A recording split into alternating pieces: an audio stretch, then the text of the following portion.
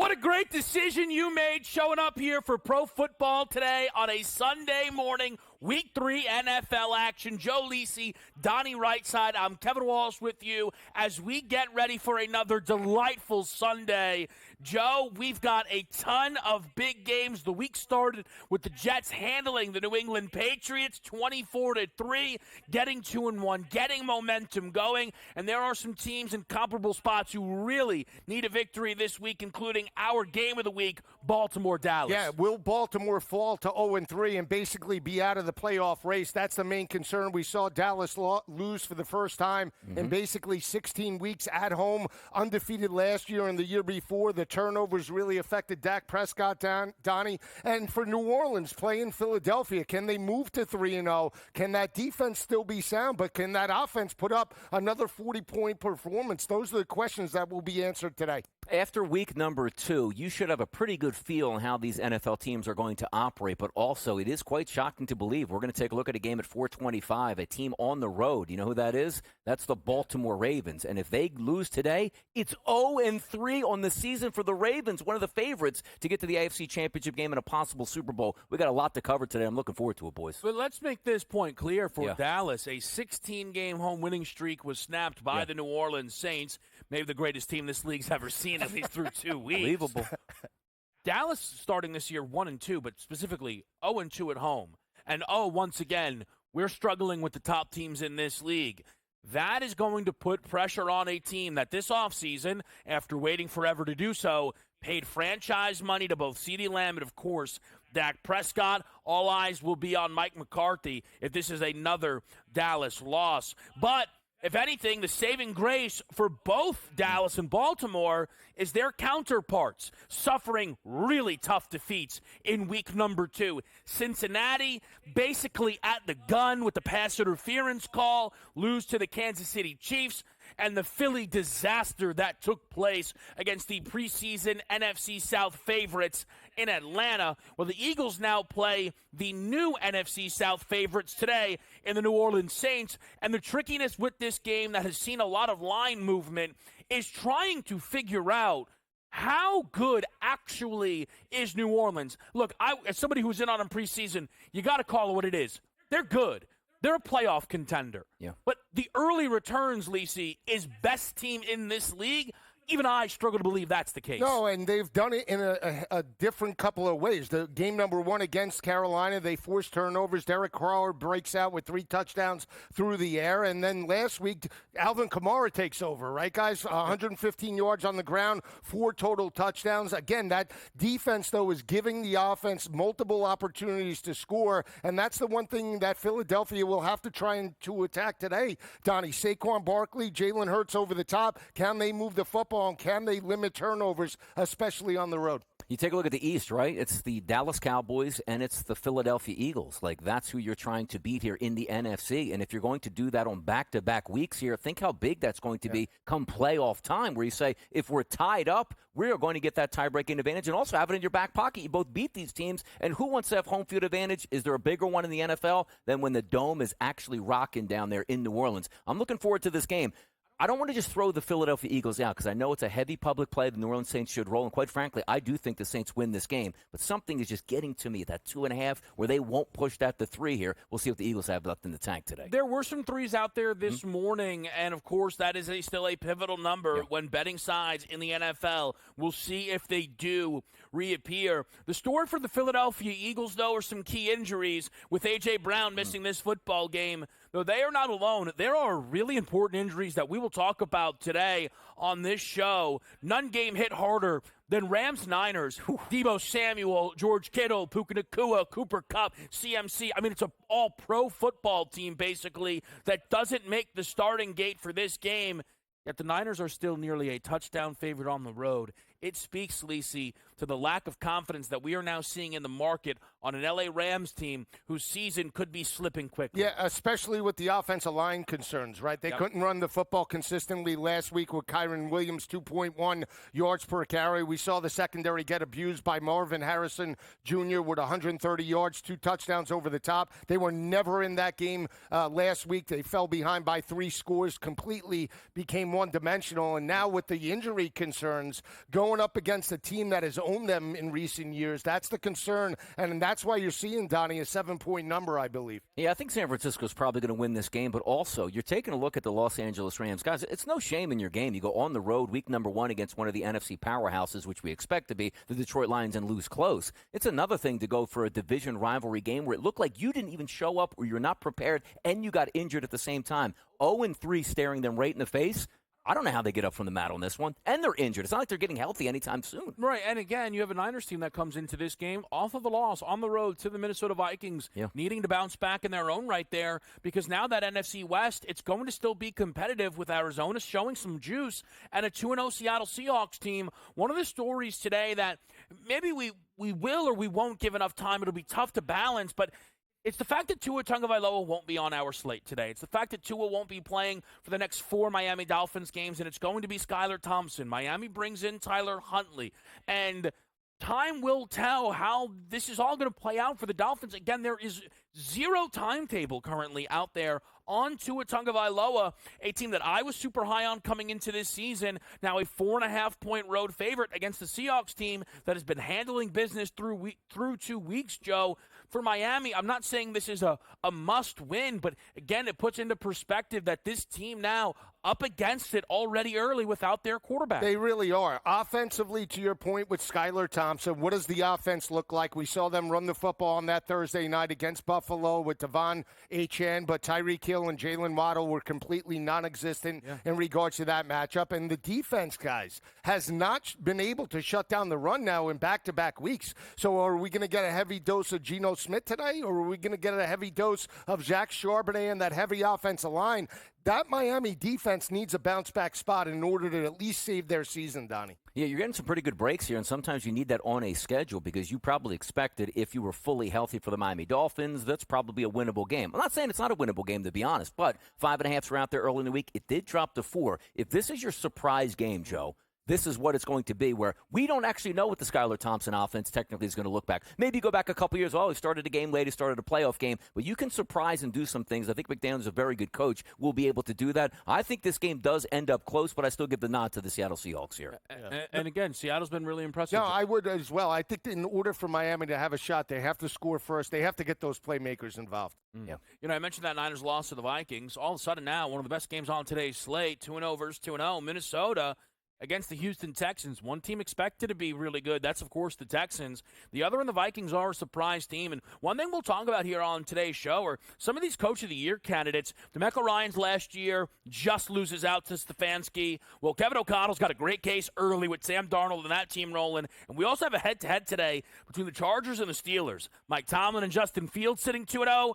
And this new ground and pound attack for the Chargers, Donnie, you were all over J.K. Dobbins last week. Harbaugh immediately covering L.A. in his identity. And by the way, you're looking at that Chargers-Steelers game. Do not get up for a cup of coffee or some beer or to get something to eat. That game is going to be played in 2 hours because it will be a ground attack. It's up to Justin Fields, who gets the start again. Who knows how healthy Russ is. But if he wins again for the Pittsburgh Steelers, I don't know when Russ is coming back, if any, at this point, I Joe. agree 100%. If he's able to at least throw for over his total today, 162 yards, and lead another win, 3-0, how does the locker room accept Russ when the team's undefeated? Now, listen, I'm not going to go too crazy. No, I'm not going to. Listen, if they're 3-0, he should keep his job. It is not impressive if he goes over his total of 162. Now, what I'm saying is you want to see a modern-day Alex Orgy out there. I like it. Well, that too. Well, more productivity out of the passing attack. Pickens too. When? Today. Oh, okay. I'm just saying we haven't seen it just yet. Let's get to what I think is the biggest game on this slate. Dallas, Baltimore on Sports Grid. Back here, it's Pro Football Today on Sports Grid. Kevin Walsh, Donnie Rightside, and Joe Lisi. Cowboys, Ravens. I cannot wait for this football game. I think this is super exciting. I know for a lot of people, they'd be like, this would be better if they were 2-0. Totally disagree. If they were 2-0, I couldn't care. I would argue. Games. More drama. Yes. More drama. Yes. Wow. Yeah. Hunger Games. Hunger Games. Now, the caveat is, I actually sneaky think either team could survive a loss due to what's surrounding them within their divisions. It's not about your season being over. It's about what a loss would suggest for one of these teams. It's about a Baltimore team who thought to themselves, We should have beat Kansas City. We'll be fine. Level water. Up 10 late. Vegas. Oh, my God. We just lost at home for the second straight year to Gardner Minshew. It's about a Dallas team that punched Cleveland in the mouth and sat on the football the whole second half, thought they'd show up, roll New Orleans, and got absolutely obliterated in their own building. And now, in an attempt to get off of the mat, bring in Lamar Jackson to the Baltimore Ravens, who are in their own right, are trying to get off of the mat. Ravens a road favorite, albeit slight, but again, it is noteworthy that under Mike McCarthy, Dallas has been largely unbeatable in this building. Just to put it into perspective, when he took the job, since that time, this team at home has is 25-9 straight up, but they weren't very good in his first year. They are 21-5 at home. Definitely the best record in the league since 2021 here, Joe. Cowboys, Ravens, how do you start the breakdown? Well, I like Dallas here in this matchup because, in fact, they are at home. I think they need to run the football a little bit more consistently than what they did last week. It's a tough task going up against the front seven in Baltimore that held Las Vegas to a 1.6 yards per carry. But they couldn't use the rushing attack last week because they fell behind by double digits. They became completely one-dimensional. I look for more offensive balance here, and that front seven for Dallas needs to get much better in back-to-back games. I know they were dominant against Cleveland in regards to that matchup, forcing turnovers, but in run support, they're going to be challenged today by Derrick Henry and Lamar, especially on the perimeter. They gave up 4 touchdowns to Alvin Kamara and over 115 yards. I do feel that they start running the football, working off of play action. The fact that they're at home, that's the biggest thing for me. I'm willing to take Dallas as a slight underdog. This is what we talk about weeks 1 to weeks 2 and say, okay, trust your eyes, take a look at the game plan, but we'll know a little bit more in week number 3. I looked at that game week number 1 and said, boy, that Dallas Cowboys defense, guys, was really good. I'm excited to watch them play. And honestly, in week number 2, if New Orleans didn't pull the plug, they might have been able to hang 70 points on that Dallas defense. So you had Micah Parsons week number 1. Love these guys. What a great locker room. Tremendous, too. Week number 2, saying we got to look inside and see if we have any heart left for game number 3. Yeah. Now, the interesting point is going to be where we didn't expect the Ravens to be in this spot. You might have thought they might lose opening night to the world champions, and they did, and it was a close game. Easy win was supposed to be in week number 2. They didn't get that. Now you look at week number 3. If you enter in this game and lose and end 0-3, the statistics used to be on a 16-game schedule. 0-2 was the death nail. Now 17-game schedule, 0-3, that should be it. Now, granted, they're talented. There's an extra wild card spot. 7 teams make the playoffs. They could do that. But if I'm going to watch this game and see Dallas pull ahead and beat it, I have serious question marks on that entire philosophy from what they have. Did they not run it today? Did they not throw it enough today? Is Lamar Jackson supposed to be that MVP? That's what we're going to find out. Yeah, and again, to some degree, you pick your poison with a matchup like this because whichever side you back, you are burying the other team, I think, to some degree. And I'm burying the Ravens then if that's what it takes. I am on the Dallas Cowboys today. We'll hit it throughout the show. I don't care. It's my best bet. Plus 1.5. That's at minus 116. Plus 1. Obviously, I think they win the football game here. But I will just say this. Harbaugh's a go-for-2 guy. I'm just saying. Take the 1.5. If it's cheap enough, just take the 1.5. You'll be glad you did. Because I'm surprised Dallas isn't favored in this game. Maybe I am overvaluing what home field advantage has been to this team under Mike McCarthy, but I don't think I am. Again, 21-5 since 2021. And how about the follow-up home game? Okay, they've had 4 of them coming off of a loss. They lost to, remember when they lost to Denver at home, Teddy Bridgewater by chance? Okay, the next week they play Atlanta at home, 43-3. Same season, they lose in overtime to the Raiders, okay, by a field goal. Their next home game, they win 56-14. They had a 3-point home loss to Arizona that was followed up by hanging 51 on the Philadelphia Eagles in a regular season finale. And then they, a few years ago, lost a home opener to Tom Brady in Tampa. The next week, they were catching 7.5 in their own building with Cooper Rush as the quarterback from the Cincinnati Bengals and won that game outright. This is just a spot that under McCarthy they have consistently been able to get correct, and I think there's 2 areas that they can attack Baltimore, which is a banged up and new offensive line with Micah Parsons and Tank Lawrence, And I'm not buying this Ravens secondary. They are severely missing Mike McDonald. While we sing Seattle praises, we're not focusing on what that means for the Ravens enough here. I think Dak today could be the best passer on the slate. 350-plus, I really believe, is in range. The Ravens cannot slow down number one options. Rashee Rice and Devontae Adams went wild. CeeDee Lamb should go off in this football game, Joe. I agree with you. 83.5, I think, is a cheap number. He had 90 yards last week and a touchdown. He potentially can get over 100 today. And I agree with you in terms of the breakdown. That's why I do like Dallas in regards to this matchup.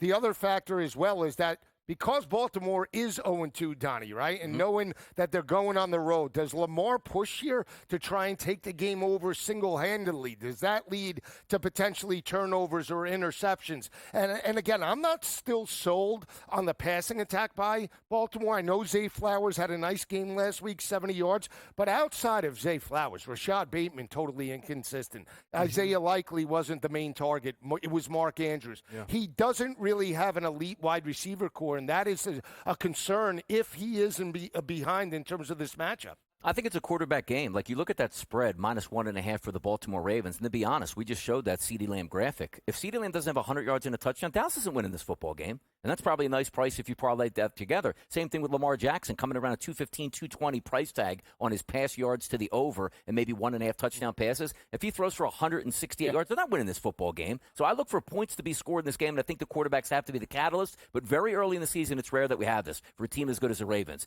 They have to win this game. And I know just because you have to, you're not going to win it. But I think that -1.5 is telling me not that Baltimore's the favorite here, Kevin. I think we will see. The funny part of it is, what would make it dire for Baltimore if they lose is if Pittsburgh wins, and then you're back three full games. We go to Sunday night. Kansas City is in Atlanta. It's next on Sports Grid. Sunday night, we'll be in Atlanta with the Chiefs and the Falcons here. The defending champs are 2-0. But I think to speak to the fact that this team could easily be 0-2, maybe not easily, but it's certainly on the board with the way those games have gone. Of all the 2-0 teams, the Kansas City Chiefs have the lowest point differential of any of them. Now, you could argue they've had the toughest stretch playing Baltimore and Cincinnati, but this has not been a dominant Chiefs team, which is what I think a lot of people were expecting out of the Chiefs this year, is all that ugliness and ruggedness from last year would be gone, and it would be crisp, smooth sailing, MVP Pat. And again, that's not been here. Pat is coming off of maybe the least prolific game of his entire career, throwing for under 160 passing yards last week. Yet still a field goal favorite on the road. Donnie, how important, though, do you believe Isaiah Pacheco's absence will be in this game? I mean, massive. And when would we ever think about that? Like a running back, oh, no, Kansas City, so what? You have so many weapons at wide receiver, at tight end, the best offensive line in the league, and Andy Reid calling plays. Now we're sort of shuffling tackles here, Kevin, at the wrong time. Now Pacheco is down, so you're going to lean on Carson Steele as your lead back at this point. Rashee Rice, seemingly your only viable option at wide receiver. Worthy not yet there. And, of course, we know that Marquise Brown won't be around to the postseason if the Kansas City Chiefs make the postseason, which leads, it's all on Patrick Mahomes' shoulder here on a week-to-week basis. Now, you might say to yourself, well, that's not a bad option to have, the best quarterback in football, maybe when it's all said and done, one of the best of all time. But he needs help, Joe. You take a look at Kelsey at tight end. He hasn't shown up yet. This is when it's supposed to be Batman and Robin taking care of business on the road, but it comes at a time where, can I say I don't know if I trust Kansas City right now? Oh, but you're putting your trust in Kirk Cousins? Okay. No, I didn't say that. Don't put words in my mouth. I mean, he did it last week, right? He had the 2-minute drive, leads the victory. Kirk Cousins, 22-21. But now it's back-to-back potential primetime spots. Can this Falcons team step up? And to Donnie's point, in regards to Pat Mahomes, Travis Kelce hasn't stepped up. 1 reception, 5 yards. I do feel that in this spot on the road, this is a perfect opportunity to maybe open it up and utilize the best player on the field and the passing attack. I think Carson Steele will have and carry the ball maybe 15 to 17 times in this matchup. Could also catch the football out of the backfield. He's a little bit bigger and shorter to the ground than Pacheco. But again, this is going to come down to Pat Mahomes. I told you, he's 38-11 straight up or on the road or on a neutral field in his career. And I'm just not buying, again, in Atlanta big picture. They did it last week. That was a great drive. But, again, I need to see it in multiple weeks. I'm not putting my money on Kirk Cousins, but I do feel Kyle Pitts can have a bounce-back way. We saw Gesicki eat for Cincinnati in regards to the tight end position. Kyle Pitts can be a factor for that offense in Atlanta. And Isaiah likely tore up Kansas City in week number 1. They're so far the worst team against tight ends in this league. I think it's a really interesting spot. And Joe, you said it so perfectly. It was a great drive for Atlanta. If the Eagles had converted on that third down opportunity, we would be sat here. Sky is falling, 0-2. They'd be catching 4.5, 5 points. Yes, there probably would be some panic chatter. I mean, I may or may not have floated it out in the middle of that Monday nighter, quite frankly. I could only look Kansas City in this game at the flat 3, but the Chiefs, look, I laid 2.5 with them in week number 1, and I was able to sneak out of there thanks to Isaiah Likely's foot. I probably will not be betting this team again for at least a while because this is the same team that every time you lay points with them, you feel silly at the end of it being like, oh, look, they won by 2 or they won by 1 point. Them not covering last week against Cincinnati was the least surprising thing that happened on the entire slate of games here. One thing that I am expecting, though, today is to see Mahomes continue to use his legs. 29 rushing yards last week. His prop today at 18.5 I think is way too low. I know it's not apples to apples from comparisons, but Hurts and Fields ran all over Atlanta, combining for 142 yards over those 2 games. Pat Mahomes over 18.5 rushing yards, Joe, is one of my favorites on today's slate. It's a great look, and Pat Mahomes takes games over, right? He knows he's the guy, so it's a good look in regards to breaking contain, especially if they utilize blitz packages, and Pat Mahomes could step up into the pocket. I like the over, actually. I lean to Kansas City to cover this line, but again, fast track, I understand limited weapons, but the way you win and have to challenge Atlanta, in my opinion, is over the top. We saw Jalen Hurts do that for the most part in the first half. Couldn't do it in the second half. And again, we saw Kirk Cousins come into a rhythm. Does that continue? Because I don't think they're going to be able to run the football on that front 7. By the way, quick points. I don't know. It tends to an under for me, but Kirk Cousins week number 1, terrible. Kirk Cousins week number 2, terrible until the final drive where the Eagles imploded. Imagine if they were 0-2, what we're looking at in this football game. I just can't go Atlanta. I just can't do it. Imagine if this was a pair of 0-2 teams. Now that would have some juice. Kelsey does find the end zone in this one, though. Did make sure to get that on the card. We're right back here, Sports Grid Pro Football Today. We're back with you right here on Pro Football Today. And off the top, we did acknowledge the amount of stars we are seeing injured right now and the impact that is certainly having on that Niners-Rams game. But it doesn't just stop there. We just mentioned, Kansas City without Pacheco. Prop-wise, and we can touch on this quickly, and then we're going to get into a lot of these pass catchers, but prop-wise, Donnie, Pirine, Steele, eventually Kareem Hunt, is it all stay away for you? It's just don't outsmart yourself, because where's everybody going today? Like, Pacheco's out. Steele's going to be great. Did I miss something here? Is Adrian Peterson just got drafted out of Oklahoma to backup running back? Absolutely not at this point. So from my mindset, don't be upset when you have Carson Steele and it's a ball on 3rd and 1 on the 1-yard line where you're going in, and it's a play fake and it's a dump off to Kelsey when Pacheco, would get that football. How can you trust these guys? I can't trust them. Running backs, no. In secondary wide receivers, I would take a shot, meaning stepping up in regards to that. But running backs, Donnie's right. In regards to usage, NFL coaches, the way they utilize some players, especially around goal line opportunities, it's a tough ask. Of the bunch, I'd be interested in Carson Steele, but the numbers aren't cheap enough to get there. Now, let's get to some of these pass catchers. And I think it'll be easier to start with Philly because it's just A.J. Brown missing. What we saw on Monday was Devonta Smith get 10 targets, and then Britton Covey be Mr. Bubble Screen. Jahan Dotson, nowhere to be seen. Donnie, talk to me, not just today, but big picture. How damaging this A.J. Brown injury is, and if it could potentially derail Philly's season early. It could, because here's what we're not understanding just yet. The Eagles don't have the luxury of saying, okay, good, we won week number 1, fantastic. Didn't have A.J. Brown week number 2, you should have won that game and you're 2-0. Yeah. You go into the Dome today at 2-0, you get beat, you're 2-1, okay, maybe you get A.J. Brown. But let's just say the Philadelphia Eagles go into the Dome and get beat and end up 1-2. There's no guarantee A.J. Brown's coming back the next week. And again, from a hamstring injury perspective, You come back a little bit too soon, you're down another 5 weeks at that point. Yep. And there's no way the Philadelphia Eagles are going to survive, because the one thing that's really disappointing, as Kevin brought up, is Jahan Dotson. This wasn't, let's go scrap Pete Paris Campbell, let's see if it works here, it's really cheap. You spent a third-round pick on a former first-round pick to be your third wide receiver, which means when number one goes down, you can be a viable number two. He wasn't even in the game plan last week. It was Britton Covey. And also, hey, Dallas Goedert, where are you at here? Big money tight end entering into a free agent year. You're invisible also. It can't just be the Devonta Smith show. And if it is, the Eagles are in trouble. Yeah, I agree 100%. And I'll say this. Look for Saquon to potentially, even though he dropped the ball by the goal line, he's a valuable pass catcher. Maybe he gets multiple opportunities in regards to not just today, but big picture moving forward. You need to rely on players that you can get the football to in terms of one-on-one opportunities. I know Britton Covey, in terms of that Monday night game plan, was utilized. But you have to utilize.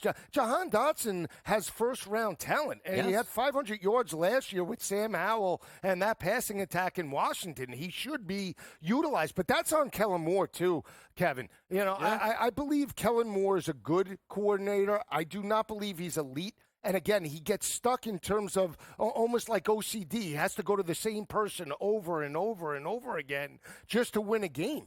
I listen, that specifically, right? The Britton Covey stuff feels like that's his fault, but not seeing Dotson active feels like that could be on Jalen Hurts. If again, you go through these Eagles box scores on a regular basis when AJ and Devontae are out there, I mean, it is 60, 70% of these targets are going to those two guys. And again, that's fine. They're stars. But that's kind of where the football is directed, and I think some of this is people want to see more from Jalen Hurts.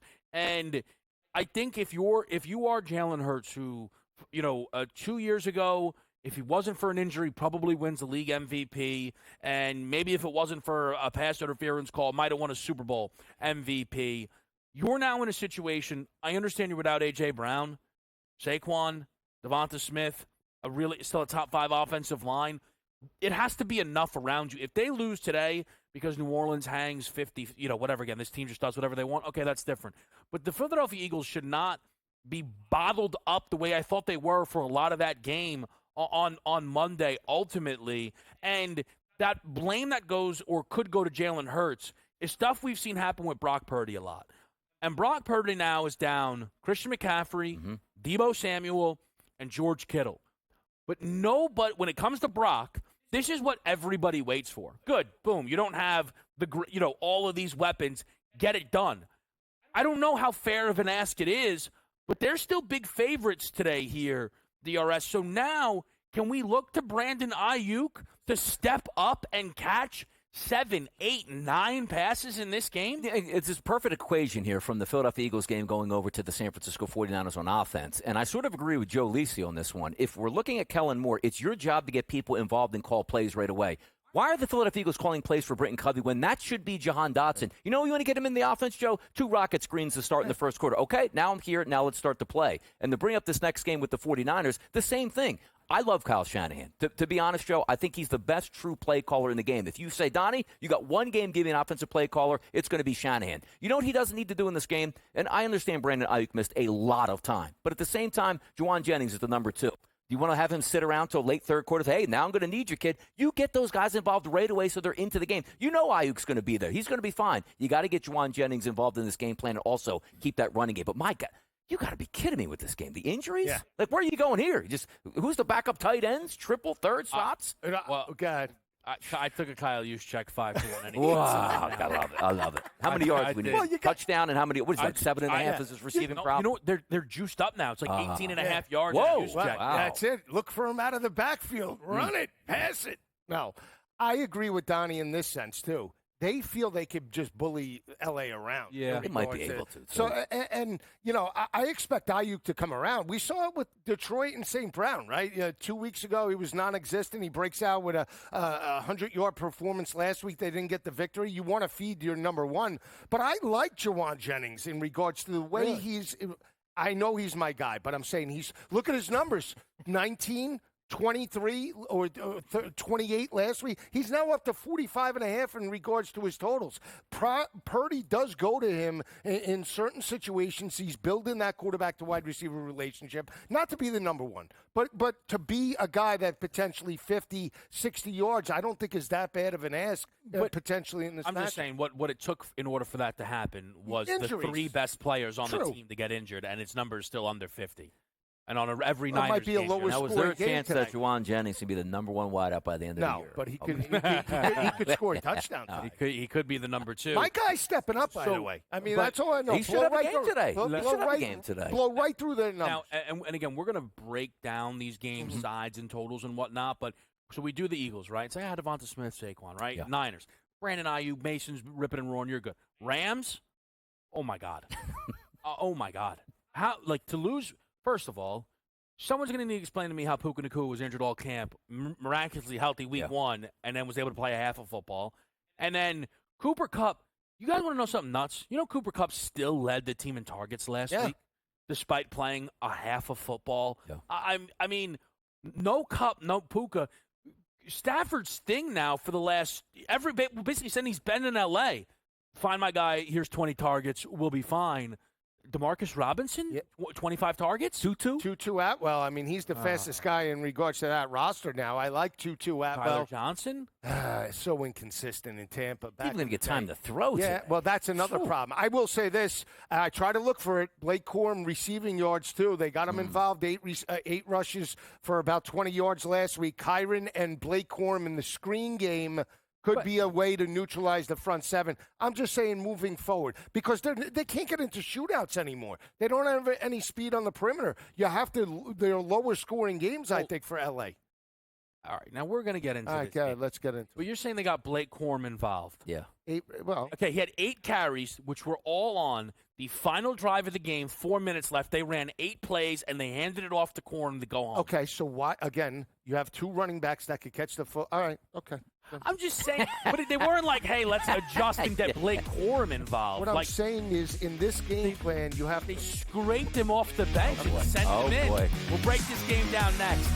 Welcome back in Pro Football Today. Let's lock in here. We've kind of danced around these games a little bit, Rams, Niners, and Eagles, Saints, as we have a lot of injuries that could provide a lot of opportunity for some guys, even guys that have been absolutely irrelevant to their team so far, who could all of a sudden become a third down back despite not being good pass-catching running backs here. I mean, this is fantastic. A 6.5-point number, total checking in around 44.5, 43.5.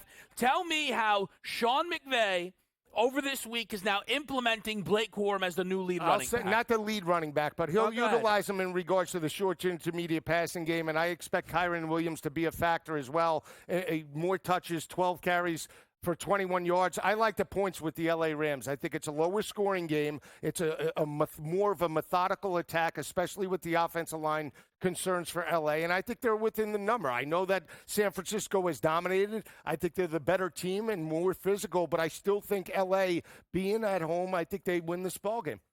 By the way, you're all looking at that 44.5 now, 43.5 in some places, down from 47.5, and I do agree because you're trying to level the playing field on both sides. What makes the most sense? The one thing I do know is San Francisco's defense is going to be able to manhandle, or should manhandle, we should say, the offense of the Los Angeles Rams. Tackle's still banged up there, offensive line in shambles, a quarterback that's older, can't get out of the way. That's the good game plan that I'm looking at and the matchup. From a San Francisco perspective, maybe they also take it as, we don't have to be high-flying today. We don't need all our weapons. If we have a ground game today with Jordan Mason in the backfield, I do think that's going to go a long way in winning this game. And if I think the Rams are going to get beat in this game, I don't know if I can say they can hang around and get 6.5. They quit last week. Yeah, they absolutely quit, and that's going to be worrisome today for me, guys. The more I've looked at this game early week, I thought the 7.5 was incredibly disrespectful to McVay and Stafford.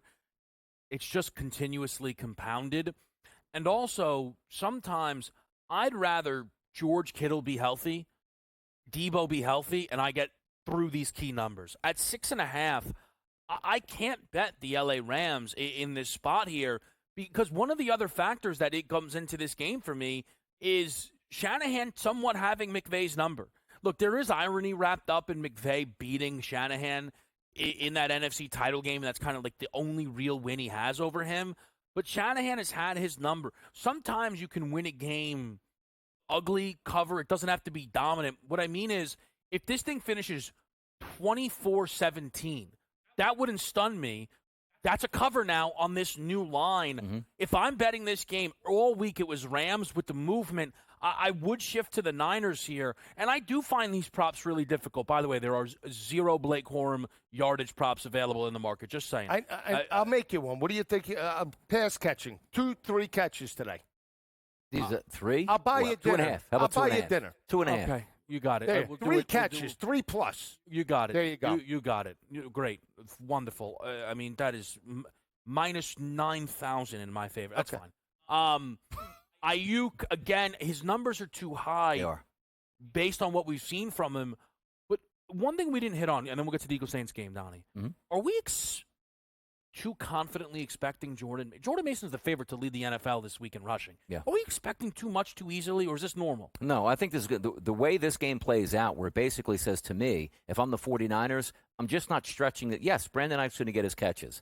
You worry about the secondary options, which include no George Kittle in that lineup, and you're going to Juwan Jennings, who is a decent number 2, number 3. But if you look on the other side and say, guys, if we just don't implode on offense, we win this football game, It's got to be 20-plus carries here for Mason out of the backfield. And you're not saving Mason for the season. You're hoping that you get Christian McCaffrey back, right? So use him or lose him at this point right now. He's hot. He's healthy. You can win this game on the ground. And I think he scores a touchdown today and goes over his number. I do. He's got back-to-back 100-yard performances, right? And that's the thing. I mean, here's the other factor, too, is the offensive line so bad. Stafford got sacked 5 times. Last week. So when you say 24-17, what is the team total for L.A. today? Do we really believe they can get to 17 is the main question. Or is he going to have time, or is that defense going to have to bounce back in a big way and at least force some turnovers? Trey White got abused by Harrison Jr., so you would think that at least that secondary needs to buckle up somewhat and force field goals as opposed to touchdowns today. That number is 19.5 right now for a Rams team total. Seems ambitious. Seems ambitious. Saints-Eagles here, a 2.5-point number everywhere you look. Total checking in right now up to 49.5. I will bet Philly, but only at 3. I have to get the field goal because I think it could very well come into play here. I think this could be a tighter game. The Eagles are going to be the best rushing attack the Saints have seen so far this early season, and that can slow the game down a little bit. I'd be cautious on this big-time total here. But realistically, and it would just be a principle thing, this look-ahead line was 2.5. Mm-hmm. Saquon catches the football. I'm not saying the Eagles would be 2.5, 3-point favorites. They would never be 3-point dogs if they hang on and win that game like they should have. The Saints have been awesome. At 3, I will bet the Eagles, but only that way. What do you like here, Joe? I like them with the 2.5. I like them on the money line to win the game outright. It's a bounce-back spot for me. Again, I think that defense comes to play, forces some turnovers. I know they didn't look good in regards to the second half, but, again, I think they run the football more with Saquon. I know that goes right into the strength of New Orleans, but that'll open up the play-action passing game for Jalen Hurts in this matchup. I think if they just step back, throw it, right from the get-go, that'll play right into the Saints' hands. They have to try and run the football, get this game into the fourth quarter. I think they can do it. Yeah. I believe in Jalen. I believe in the rushing attack that much that I think they'll have success. I think they pull out a low-scoring game. If you look at the Eagles, what's the key ingredient in this game? You're going to be on the road. It's going to be a tough environment to be. If that defensive line does not show up this week and put pressure on Derek Carr, you might see another 40 points put on the board. Now, granted, a couple straight weeks of 40 for the Saints, maybe they are the best team in the NFL. But from my eyes, too, you see that graphic up there. I mean, Alvin Kamara. If you can hold him to under 100 total yards, rushing and also receiving, they'll be in this football game. But I saw last week, and there's a couple plays that I do disagree with what the Philadelphia Eagles did. You get down in the red zone, use that power running game. This is why you got Saquon Barkley. Yes, he dropped the pass last week. Yes, you should have won that game. But if he does not get 20 touches on the road today in the Dome and you lose, I can't answer for Kellen Moore at all at this point. I hear what you're saying. I will mention, you stopping Alvin Kamara. Yards per carry for opponents, Eagles are the worst in football right now. Gashed. 6.4. Gashed. And it's been consistent explosives that we've seen. We'll see if the Saints can take advantage. Let's talk about their quarterback, Derek Carr, some surprising MVP candidates. We'll put the odds in motion. Odds in motion time here on a Sports Grid Sunday. Kevin Walsh, Donnie Rightside, Joe Lisi. if you take a look at the NFL MVP market, you've got your usual suspects up at the top there: Pat Mahomes, Josh Allen, C.J. Stroud. Those are the quarterbacks that are underneath that 12-1 barrier. But there are a few quarterbacks who are starting to creep into the conversation, or at least a few quarterbacks that if you ended the season today, albeit that would be silly after 2 games, would actually win this award. And Derek Carr, through 2 weeks, is probably your MVP winner. Again, if you gave it out after 2 weeks. He's 33-1 now. Huge ticket items if you were able to get him earlier in the season if you were a believer. But are you a believer now, Donnie? How do you feel that 33-1 stacks up? No, it's ridiculous at 33-1. Whoa. Like he's going to be the MVP of the Whoa. NFL. And again, if they're dropping 40 every week and you see an undefeated season for the New Orleans Saints, then maybe so good and we'll go that route. I just don't see it. He deserves to move up. But also, at the same time, you look at the top, Mahomes and Allen, and then you say, okay, C.J. Stroud, who I really like.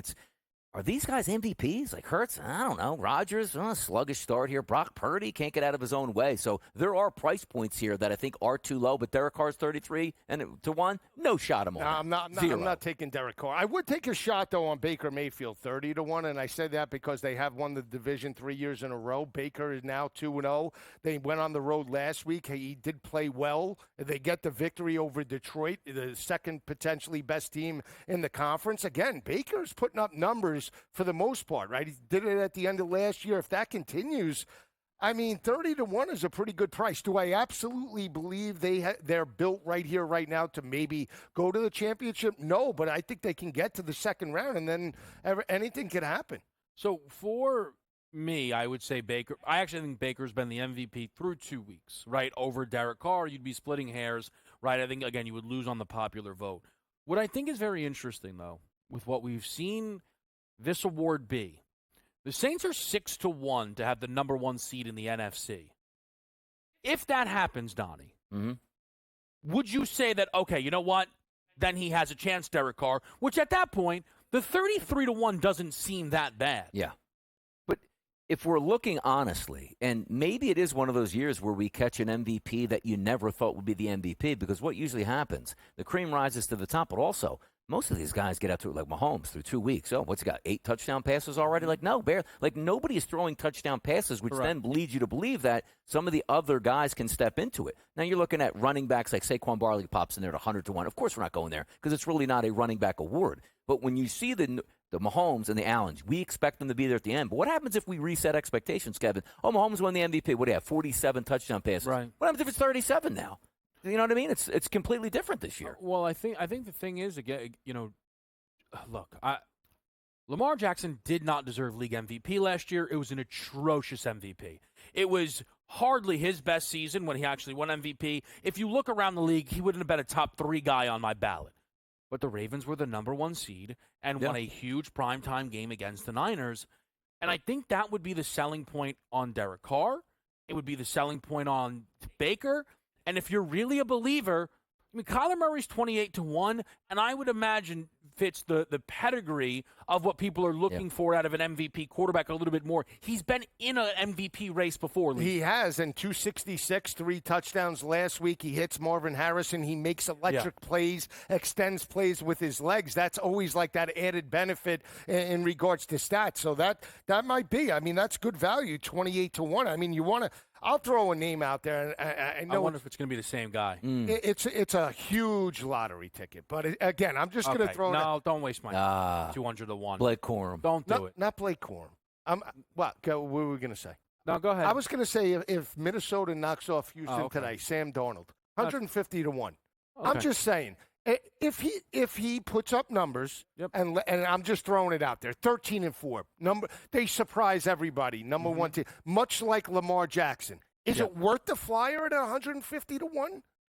I would cut it down 100. There's a guy at 50-1. I'm looking at same in that division. Who was your guess, by the way? Who were you going to say? Jordan Love. That me too. I thought you were going to say Jordan Love. I was going to say Jordan Love, but I don't know when he's exactly coming next back. Week. Looks like next week. Every indication is he is coming back next week. Here is, though, my stance on this. I said this to you on the radio the other day. You didn't agree with me. Go. So maybe I'll get Lisi to agree with me. If they win today without him, He is absolutely dead eliminated from the MVP race. I do not want to hear it. If they go 2-0 with Malik Willis, Malik Willis isn't doing anything. But they're doing it right. yeah, but they'd be 2-0. Yeah, but Yeah, but it's they're not the doing same. it ground and pound. Yeah. They put up 16 points. I understand. I know. But how is he the most valuable player in the league if they go I like when he 2-0 gets without? on you more than Yeah. Yep, see that? How could he be the most valuable He was player? hurt. in He's the still league? hurt from Brock Purdy MVP last year. Well, I was Still right. hurt. I was Oh, right. boy. Wheels. Wheels. We're going to give it That's to Jawan Jennings. The Niners won that game. We got some QB questions for you on deck. We're live on Sports.